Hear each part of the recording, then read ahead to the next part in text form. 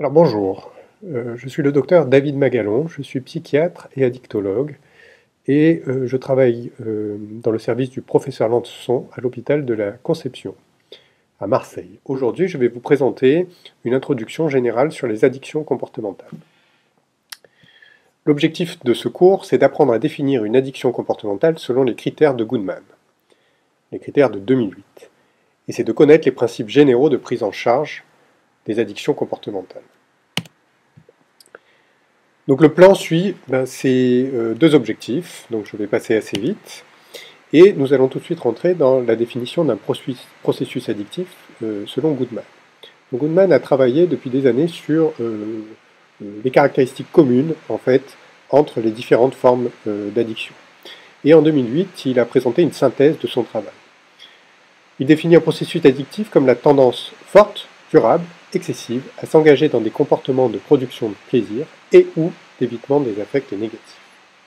Donc qu'est-ce que cela signifie? Cela signifie qu'on est face à un comportement répétitif et que ce comportement est sous-tendu par deux types de motivation. Le plaisir, souvent au début, et éviter d'être mal, c'est-à-dire gérer des émotions négatives, des conflits interpersonnels, de la colère, de l'angoisse, de la tristesse, au travers de la conduite addictive. Souvent en fin d'évolution de la conduite addictive. Ensuite, ce comportement est caractérisé par deux choses. C'est vraiment le noyau dur commun en fait entre toutes les addictions, l'incapacité récurrente à contrôler le comportement et la poursuite du comportement en dépit de conséquences négatives significatives. Donc il existe plusieurs sortes de conduite addictive, les addictions aux substances, l'alcool, le tabac, les médicaments, les opiacés.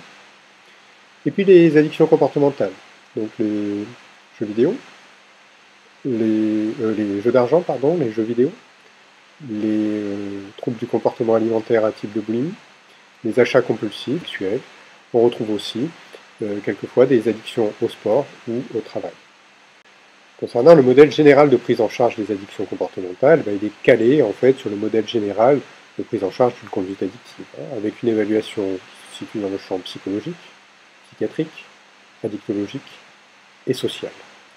Au niveau psychologique, on peut évaluer la motivation des patients, des pensées erronées liées à la conduite addictive, avec certaines spécificités en fonction des conduites addictives, et puis des stratégies de prévention des rechutes.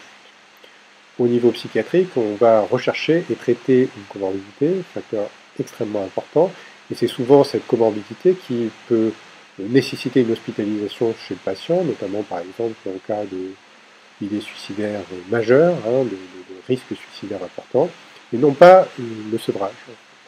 Au niveau addictologique, on va rechercher et traiter les coaddictions, et au niveau social, on est par exemple la nécessité d'une mesure de surendettement chez des patients souffrant d'addiction aux jeux d'argent ou d'achat compulsif.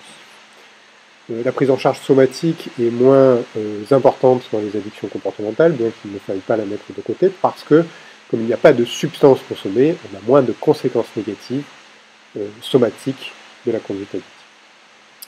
Voici la seule référence bibliographique importante pour ce cours, la Neurobiology of Addiction d'Aviel Goodman, paru dans Biochemical Pharmacology.